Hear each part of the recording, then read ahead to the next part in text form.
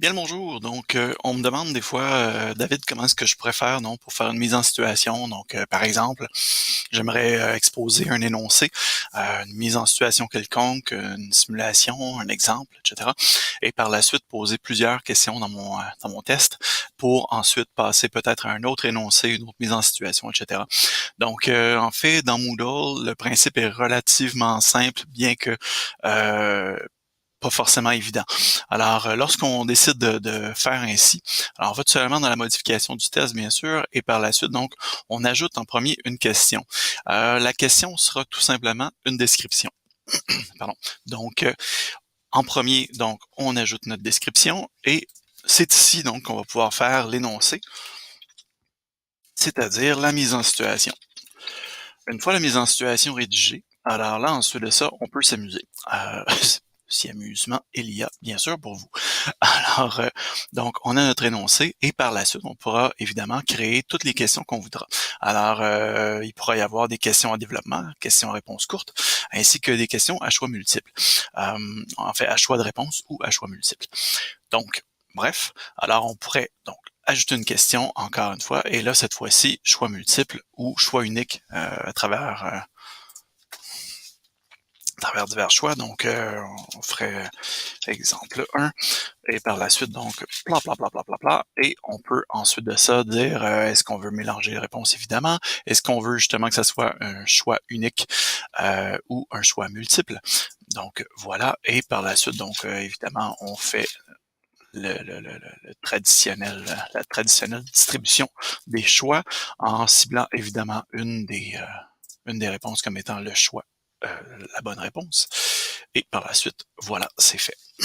Là, bien sûr, quelqu'un qui dirait, écoute, moi, j'aimerais ça qu'il y ait un choix aléatoire, question justement d'éviter, entre autres, le plagiat, l'entraide que je ne voudrais pas, j'allais dire involontaire, ce sera pas involontaire de la part des étudiantes et étudiants, mais ça pourrait être involontaire de notre part, qu'ils s'aident les uns les autres.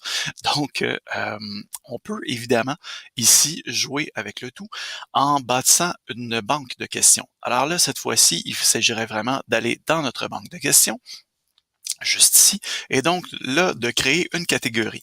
Alors, la catégorie porterait véritablement le nom de notre mise en situation.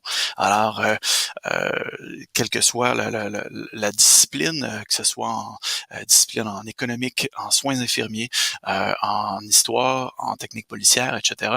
Donc, vous pourriez évidemment cibler de manière très, très, très précise votre mise en situation. Question de la retrouver facilement, bien sûr. Et dans cette catégorie, là, vous pourriez commencer à créer différentes questions que vous voudriez retrouver. Et évidemment, chacune des questions sera généralement vue comme étant équivalente face aux autres questions justement être capable de redistribuer de manière aléatoire le tout.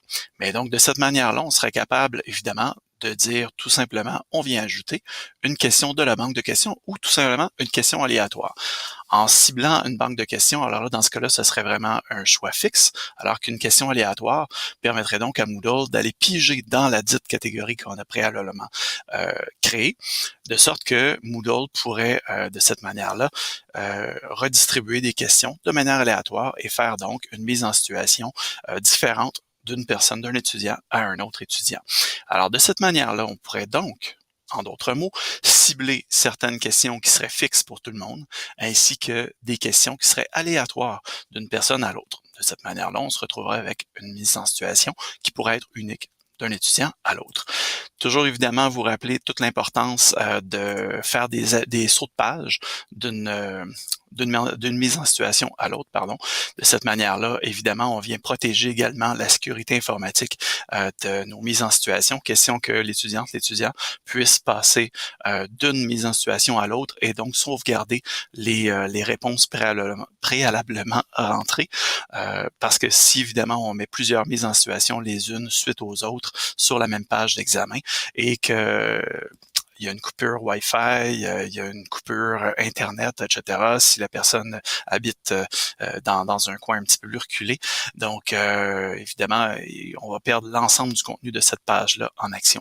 Alors que si on établit vraiment une page par mise en situation avec les questions liées à cette mise en situation-là, donc là, évidemment, on change de page à chaque fois et on sauvegarde le contenu préalablement entrés. Donc voilà, si vous avez des questions, n'hésitez pas. Merci.